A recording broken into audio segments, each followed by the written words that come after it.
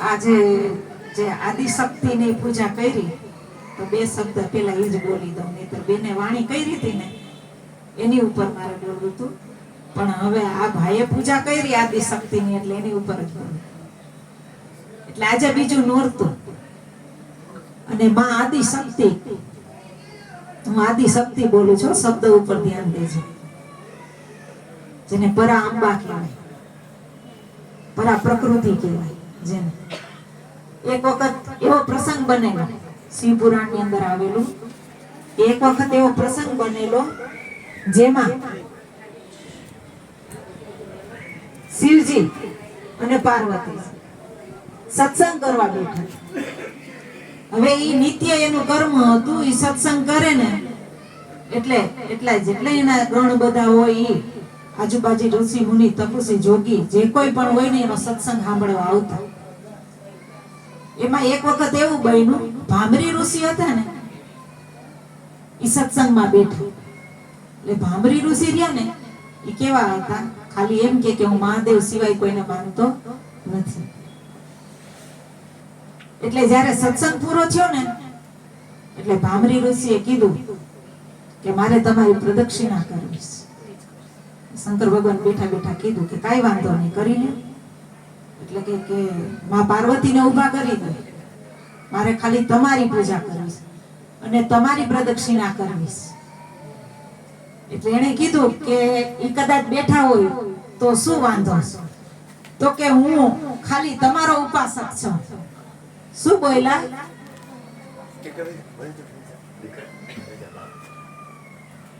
પાણી છે એટલે ઈ કે હું ખાલી તમારો ઉપાસક છું, મારે પાર્વતીની પૂજા કરવી નથી. એટલે મહાદેવે પાર્વતીજી સામું જોયું, એટલે ઈ બે તો પતિ પત્ની મનથી એકબીજાની વાર્તાલાપ હાલતો હતો.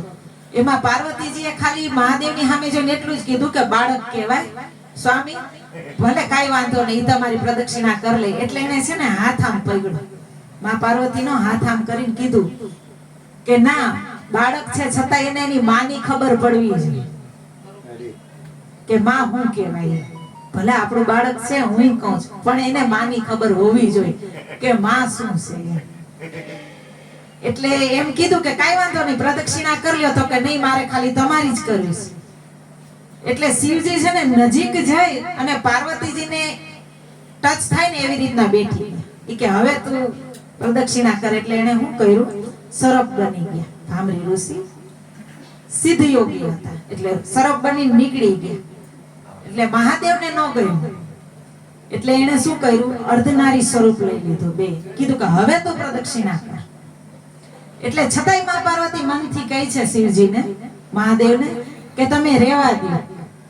આપણે જાણીશ કે બે એક છે, શિવ અને શક્તિ, પણ ઈ જરીક બાળક કહેવાય, મંદબુદ્ધિ કહેવાય, એને નથી ખબર પડતી. તો એની જીદ ઉપર છે, તો બાળ હઠ સમજી અને તમે એને ક્ષમા કરજો. તો એ કે નહીં, એને ખબર પડવી જોઈએ, મારે એને જાણ કરવી છે આજે કે માં શું કહેવાય.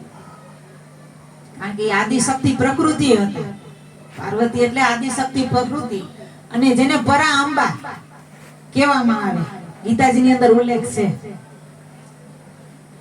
એમાં એવું થયું, અર્ધનારી સ્વરૂપ લીધું ને એટલે એને કીધું કે હવે તું અમારા બેની પ્રદક્ષિણા કર. એટલે ભામરી ઋષિ ભમરીનું સ્વરૂપ ધારણ કર્યું અને ભમરી બની અને પોતે બેય પગના વચ્ચેથી એને પ્રદક્ષિણા અડધી કરી અને પોતે નીકળવા ગયા. એમાં પાર્વતી અહીંયા પહોંચ્યા ને એટલે પાર્વતીજીએ સીધું ઘા કર્યો. એનો ઘા થયો ને એટલે એ નીચે પડી ગયા. એટલે એ નીચે પડી ગયા ને એટલે કે પ્રભુ આમ કેમ શું કામ કર્યું? હું તમારી પ્રદક્ષિણા કરું છું, એમાં તમે માતાએ આવું શું કામ મારી હારે કર્યું? એટલે પાર્વતીજી ને પછી ઈ બે અલગ અલગ થયા. અર્ધનારી સ્વરૂપ હતું, એ અલગ અલગ થયું. અને પછી એમ કીધું કાઈ વાંધો નહીં દીકરા, તારે મારી જરૂર નથી ને? તો કે હા. શું બોલ્યા? તારે મારી જરૂર નથી ને?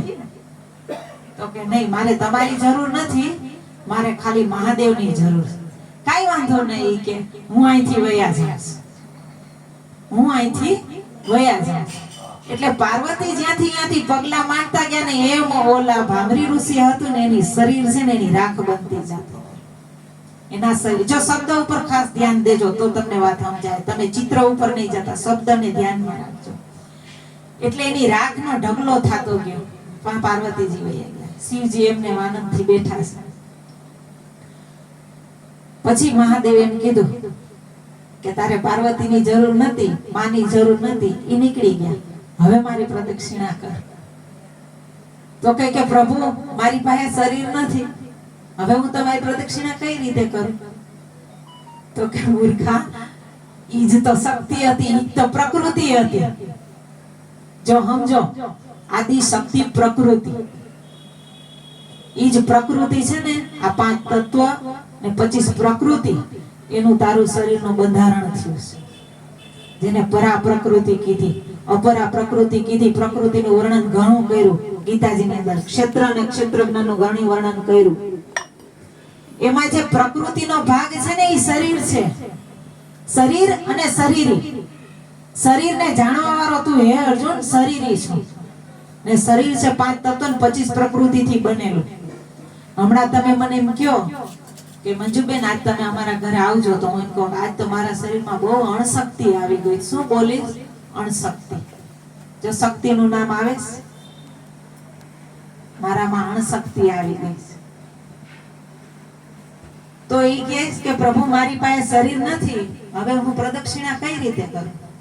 તો કે ઈ જે શરીર હતું ને, ઈ જે પ્રકૃતિનો ભાગ હતો, ઈ પ્રકૃતિ છે ને, પ્રાણ અને પ્રકૃતિ ઈ બે એક વગર અધૂરા છે, એકબીજા વગર.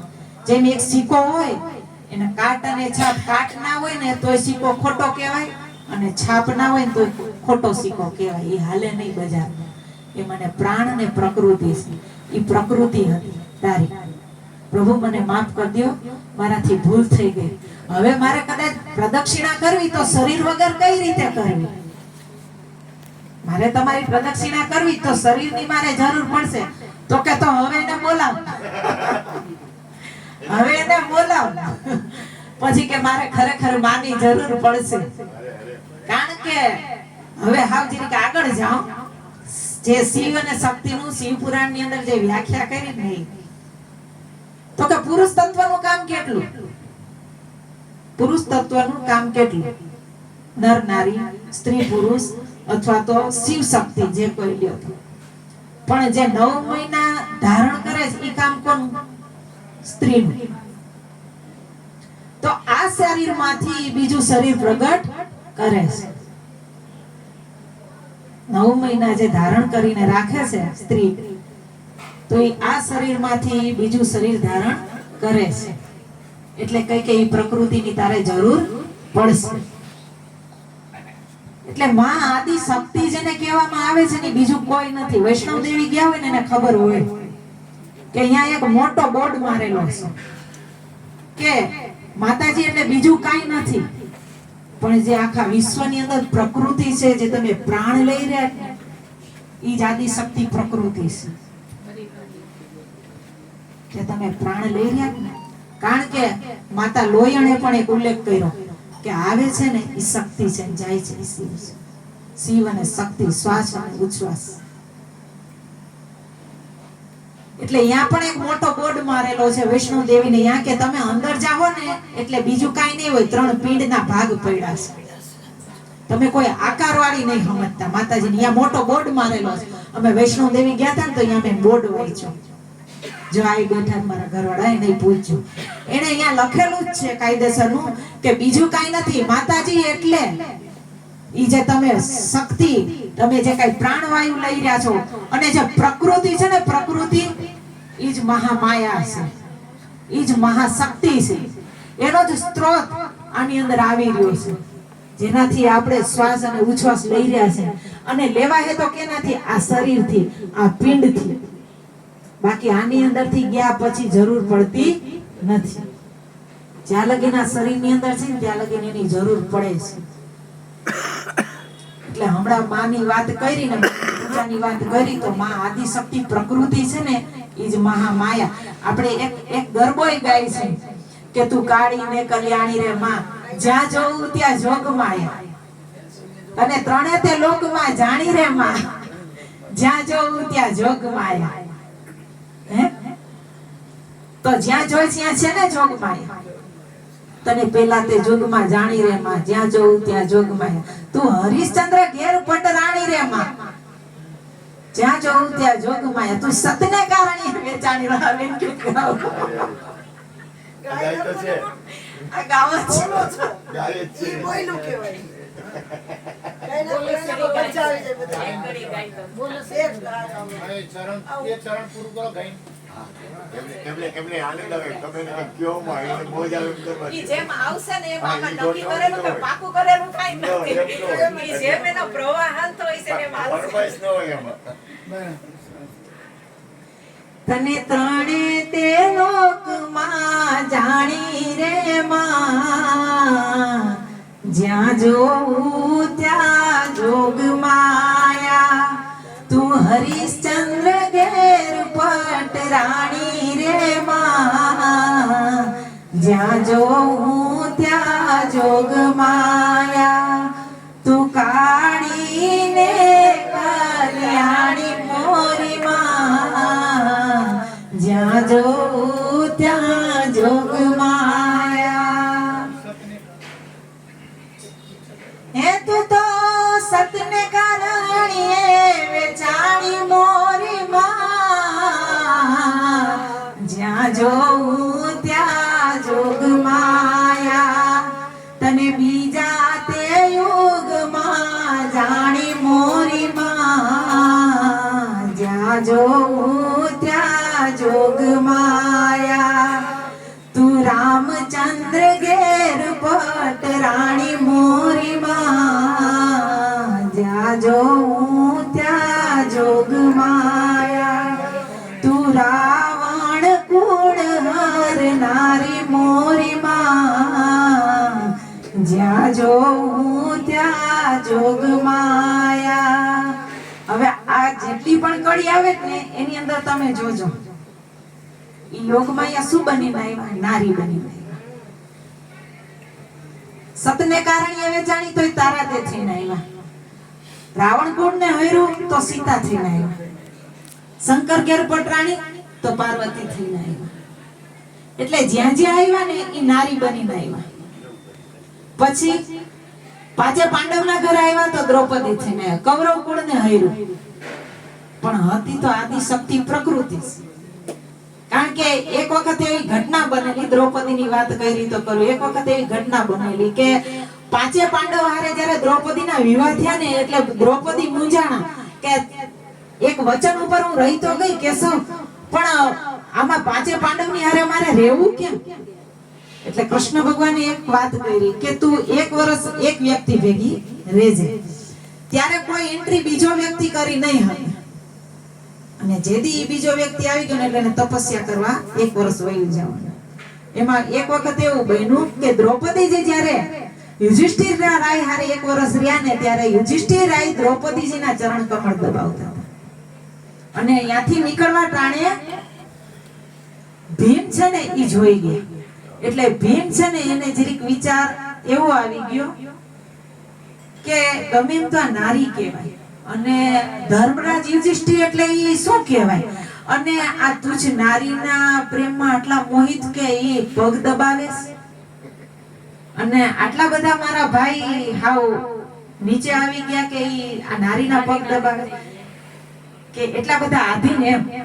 એટલે ત્યાંથી કૃષ્ણ ભગવાનની તો ખબર છે કે ઈ કેવા છે. એટલે કૃષ્ણ ભગવાને જોયું એટલે ભીમને પૂછ્યું કે શું છે, કેમ આ તમે જરીક વિચારમાં હોય એવું લાગે છે?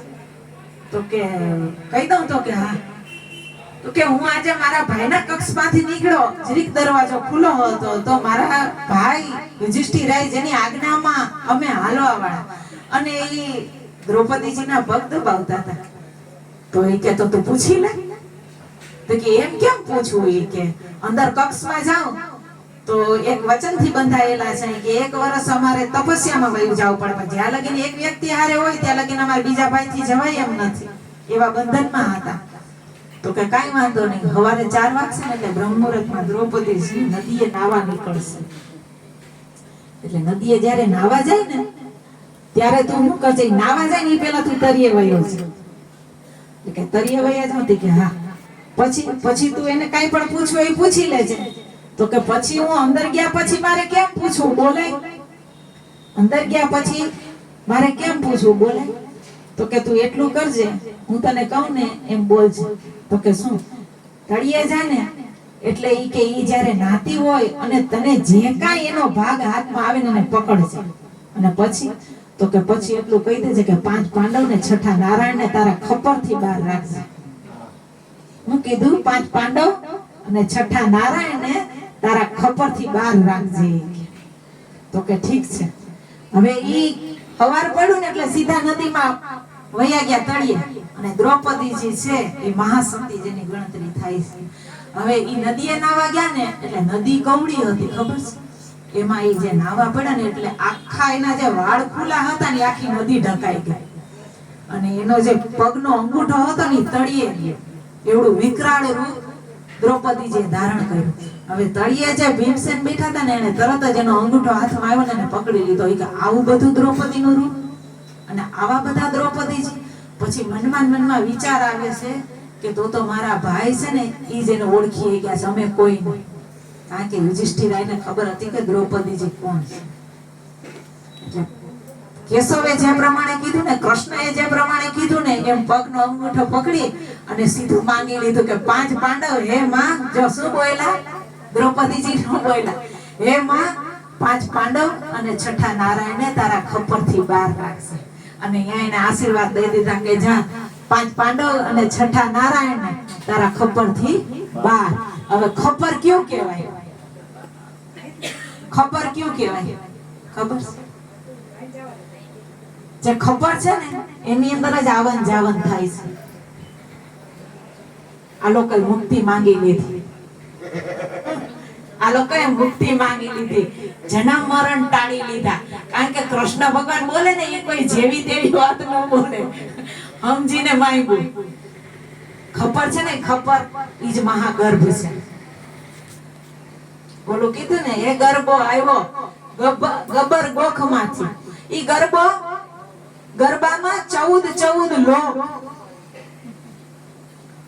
ઈ ગરબો ગણપતિએ વધાયો.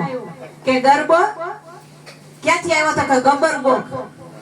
બહુ એટલે બહુ. આ તમે જે આદિશક્તિની વાત લ્યો ને એટલે બહુ ઊંડા, બહુ ગૃહ્યમાં ગૃહ્ય અને ગુપ્તમાં ગુપ્ત જેને કહેવામાં આવે એવી બધી વાત છે. એટલે જેટલું ખુલે છે એટલું બોલું છું, બરાબર? ગુરુ કૃપા, જે બોલે એ ગુરુ મહારાજ બોલે.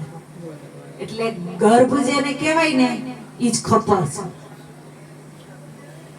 કારણ કે એમ કીધું કે રતન સાગરમાં રતન ઉપજે, મહાસાગરમાં મોતી. કોઈ મિલે સંત ઉપદેશે, ગુરુ ગમ વિના બાત કેસી. સત સાહેબ વિના બાત કેસી. કોઈ મળે આ સંત ઉપદેશી. તો એમાં એક વાતય કરી, ગણપતિનું જે એક ભજન છે ને એમાં વાતય કરી કે આ ગુરુ ગમ વગર છે ને વાત જાણ થાય એવી નથી. બેઠા છે તો બધા સદગુરુ મહારાજના બાળકો જ છે, પણ છતાંય ખુલાસા આટલા ક્યારે થાય ખબર છે? કે આપણને અંતરથી એવી પૂછવાની ભાવના હોય. આમે જવાબ દેવા વાળા તો બેઠા જ છે, બરાબર? પણ ક્યારેક ગુરુ મહારાજને એવી અંતર્મુખથી પૂછવાની ભાવના થાય કે ખરેખર આ વાત કરી છે તો શું છે. એટલે કીધું ગુરુ ગમ વિના બાત કેસી, કોઈ મિલે સંત ઉપદેશી.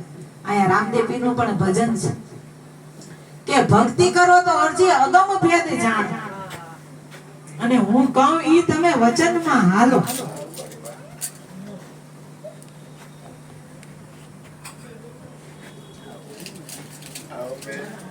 દીકરી આવી આજે બેટા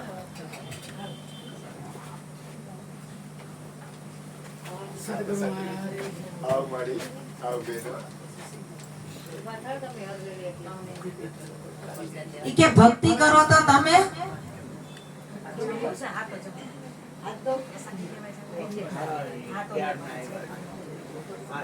દારમાં ઊભું થવું છે. ના પણ ખાલી ચડી બોલો તમે.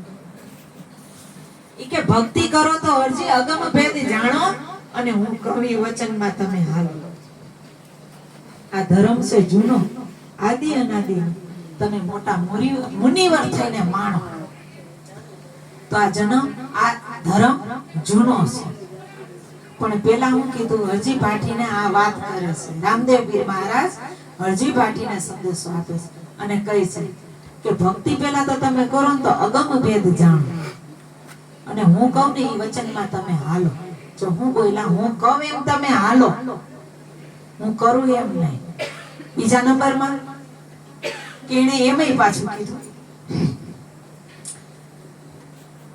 છેલ્લે એન્ડમાં કીધું કે બાબા બાળના ચણે સિદ્ધ રામદેવ પીરજી બોલ્યા કે સતની સદા સવાય, સતની આગળ બીજું કાંઈ નથી.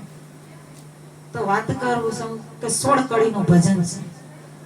આટલું બધું લાંબુ આપણે નથી લેવું, પણ પેલો જંત્રો એમાં કીધો કે ભક્તિ કરો તો તમે અગમ ભેદ જાણો. તો જેની ગમ જ નથી એ વસ્તુની આપણે ભક્તિ કેમ કરશું?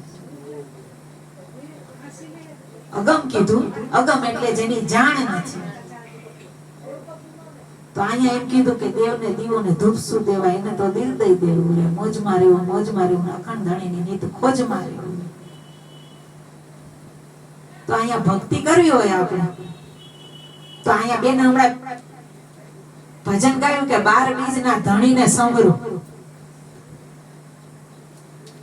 એક વાણી બીજી છે એમાં એમ કીધું કે બીજમાં ચંદા, બીજમાં સૂરજ, બીજમાં નવલખ તારા. આ રામકૃષ્ણ જેવા પણ બીજમાં નથી કોઈ બીજથી બાર. તો 12 બીજનો ધણી ઈ બીજમાં હોય કે બીજથી બહાર હોય?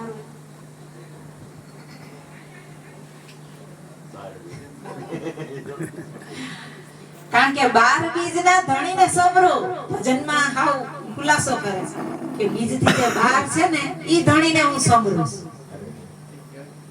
કે 12 બીજના ધણીને સંવરું, નકળંગ નેજાદારી, જેને કોઈ કલંક નથી, જેને કોઈ કલંક નથી, જે બીજથી બહાર છે. અને આપણે તો હમણાં એક વાણી લીધી, એમાં કીધું કે બીજમાં ચંદા, બીજમાં સૂરજ, બીજમાં નવલખ તારા. તો આપણે બેનો બધી બીજ રહી છે તો હું કરી નાના છોકરાઓને મોકલી, જા તો બીજ આવી તો દર્શન કરવા જાય, પછી એને વધાવી અને પછી જે કાંઈ આપણે ઉપવાસ છોડવો હોય એ છોડી. તો અહીંયા તો એમ કે છે કે બીજમાં ચંદા ને બીજમાં સૂરજ, અને આપણે ઓલા ચાંદાને પૂજવા જાય છે. જો વાત જાણવા જેવી છે, એમને હાઈકે જવા જેવી નથી બહેનોને ખાસ. કારણ કે તરત જ આપણે બીજ રહ્યા હોય ને એટલે એમ કહી કે જો તો બીજ દેખાય નરી આંખે છોકરાઓને જોવડાવી. આપણી આંખમાં જરીક ચશ્મા મોતિયો હોય ને એટલે છોકરાઓને જોવડાવી કે જો તો દેખાય, પછી હા કહે ને એટલે તરત થારી લઈ અને પૂજવા જાય. પણ અહીંયા કઈક રામદેવ પીર કઈક બીજું કહે. જો રામદેવ પીર ની હમણાં વાણી બેને કીધી ને કે બોલો, તો રામદેવ પીર જે કહે છે ને ઈ પેલા વાણીને સમજો કે બીજમાં ચંદા, બીજમાં સૂરજ, બીજમાં નવલખ તારા. રામકૃષ્ણ જેવા પણ બીજમાં નથી કોઈ બીજથી બારા, એવા રે સંતોને મેં તો નજરે નિહાળ્યા. તો મહાપુરુષો ક્યાંની વાત કરે છે, પેલા ઈ સમજવું જોઈએ ને આપણે. કે ગાડરિયો પ્રવાહ દોડે એમ આપણે દોડી તો એમ ના હાલે. આપણે કઈક સમજણના ઘરમાં છે, આપણે કઈ ગુરુના બાળક છે, આપણે ગુરુના ચરણે ગયેલા છે. તો ઈ ચંદ્ર છે ને નક્ષત્ર ઉપર આધાર રાખે છે કે પછી ઈ બીજ થાય ને પછી મોટો થતા પછી પૂનમ થાય, પૂનમ થયા પછી પાછો અડધો થતો પાછો અમાસ આવે, વળી પાછી એકમ આવે, વળી બીજ આવે. તો ઈ એક નક્ષત્ર છે અને ઈ કઈ ગ્રહોના આધારે એક પરમાત્માની, ઈશ્વરની, ભગવાનની જે કઈ કયો ઈ એક એવી ગ્રહ દશા ગોઠવેલી છે આખા વિશ્વની રાત દિવસ માટે, અને આ એક જગતનો વ્યવહાર હલાવવા માટે થઈને, બરાબર, તિથિ વાર જે કઈ છે ઈ. પણ રામદેવ પીર કઈક વાત કરે છે ને એની ઉપર ખાસ ધ્યાન દઈ એ ભજનને સમજવા જેવું છે કે 12 બીજના ધણીને સમરું. તો જે બીજથી બહાર છે ઈ 12 બીજની અંદર આપણે કારતક, માગસર, પોષ, મા, ફાગણ, ચૈત્ર, વૈશાખ, જેઠ, અષાઢ, શ્રાવણ, ભાદરવો, આસો, આપણે 12 બીજને પૂજે કે અમે 12 બીજ માયની છે. પણ 12 બીજ એમ નથી, બીજથી જે બહાર છે ને ઈ અલગ ધણી છે, ઈ લખવામાં નથી આવતો. બાકી બધાય લખાઈ ગયેલા છે, જેટલા આવે ને ઈ લખેલા આવે છે. અને લખાઈ ગયેલા આવે ને એને જન્મ અને મરણ લાગુ પડે. અને જે નથી લખાતો ને એ અલગ ધણી છે. અને ઈ છે ને નકલંક છે, જેને કલંક નથી. આપણે બોલી છે વાણીમાં કે નકલંક નેજાધાર, તો જેને કલંક નથી તો એ બીજ થી બહાર છે, એ બીજ ની અંદર આવે એવો નથી. એટલે આપણે કહે છે કે 12 બીજ નો ધણી. ઈ આ કારતક માગસર પોષ ઈ 12 બીજ નહીં, પણ બીજ થી જે બહાર છે ને ઈ ધણીને હું સમરું. ગુરુ મહારાજે ઈ ધણીના આપણને દર્શન કરાવ્યા અને ઈ નકલંક છે, એને કોઈ કલંક નથી. એટલે ખાસ કરીને બેનો યાદ રાખજો, આપણે ગુરુના બાળક છે. રામદેવજીની હરેક વાણીને તમે સમજશો ને તો બહુ મોટી સમજણ મૂકેલી છે એમાં, બહુ એટલે બહુ મોટી સમજણ મૂકેલી છે. કોઈ પણ વાણીને લ્યો ને તો સમજો, વિચારો. બાકી ઓલી બીજને પૂજે તો કાલે ત્રીજ થઈ જાય, પછી ચોથ થઈ જાય, અને પછી મોટી મોટી થાતી પૂનમ થાય, વળી પાછી કટ થાય ને વધે ને ઘટે ને, એવું આ વસ્તુ નથી. વધઘટ થાય ને એવી વસ્તુ આપણને સમજાવવામાં આવી નથી. આપણને તો પૂર્ણ સમજાવવામાં આવી. અને જેને જેને પૂર્ણ પુરુષોત્તમ મળી ગયો ને એને બધીને પૂર્ણ જ મળ્યો છે.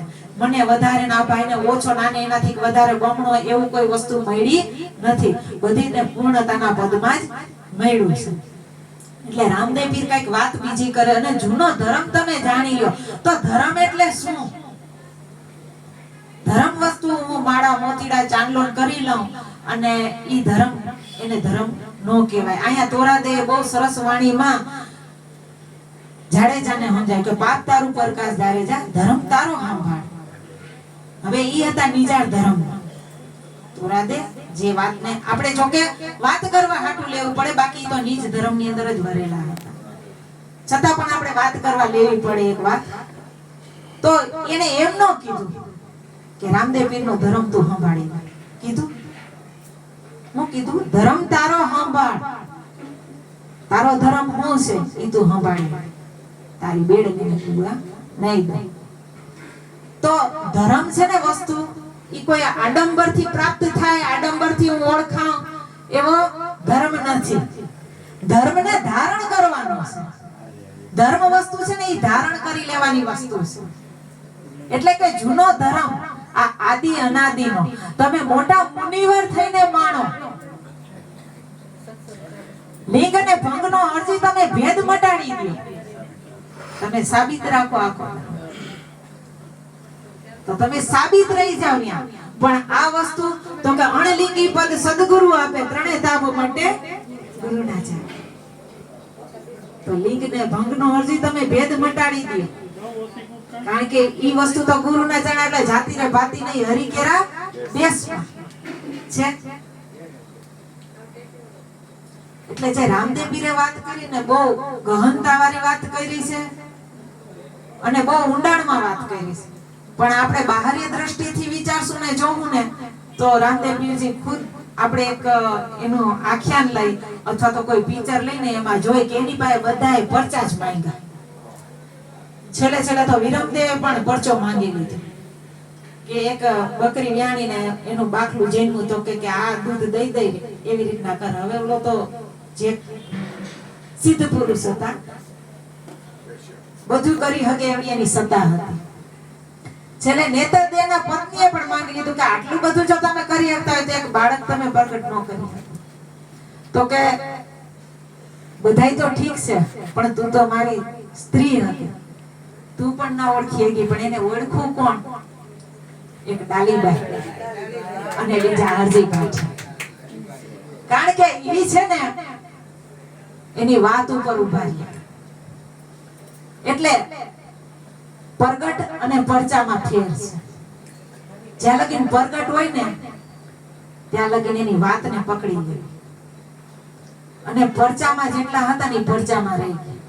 એટલે રામદેવ પીરે પછી તરત જ શું કીધું? સમાધિ ગળાવો. કારણ કે આ જગત પરચાને માનવા વાળું છે, પ્રગટને માનવા વાળું નથી.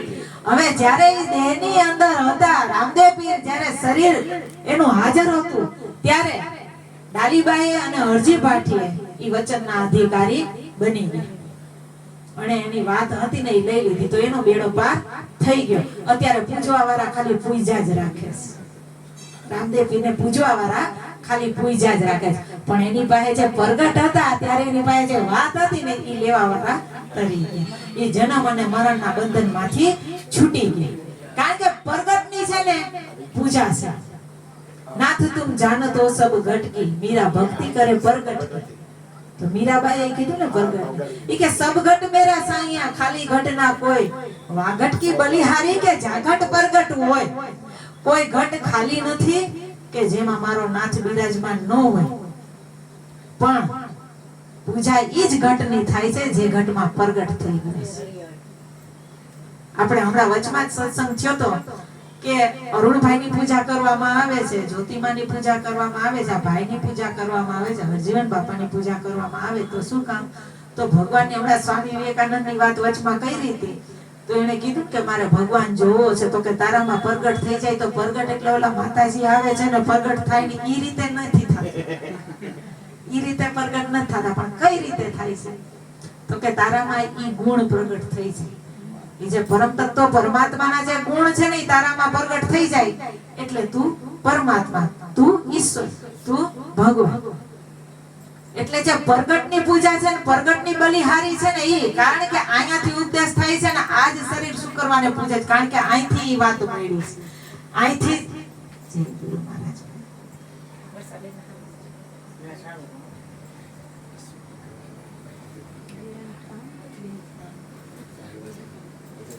એટલે આજ ઘટની પૂજા કરવામાં, કારણ કે ઈ વાત આ ઘટથી મળી છે. આ ઘટની પૂજા કરે છે ભાઈ તો કારણ કે આ ઘટથી મળી છે. એટલે આ ઘટ ઈ કે ઘટને પ્રગટ રમી રહ્યો મહામાય વાયકને નિશાન.